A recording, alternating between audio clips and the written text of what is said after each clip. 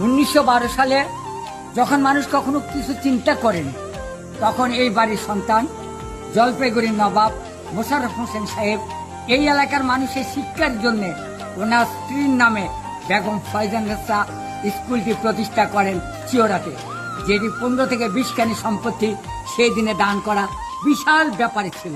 শুধু তাই নয়, এটি ছিল ক্যালকাটা বিশ্ববিদ্যালয় থেকে একমাত্র অনুবাদ দিত একমাত্রই আপনার প্রতিষ্ঠান। এবং আমাদের যে কোরআন যিনি বাংলা করেছেন হিন্দু, সে গিরিশচন্দ্র ছিলেন আমাদের এই স্কুলের প্রধান শিক্ষক। এই ধারাবাহিকতা এই স্কুলে কাজী জাফর আহমেদ, কাজী জহিল কাইম, কেজি আহমেদ কেবি সহ, অর্থাৎ আরেকটি আপনাদেরকে বলে রাখি, 14 গ্রামী স্কুল এবং গুণবতী স্কুলের 2 জন প্রতিষ্ঠাতা এই স্কুলেরই সন্তান ছিলেন, এই স্কুল থেকে পাশ করেছিলেন। তাই আমরা গর্ব করি এদেরকে নিয়ে।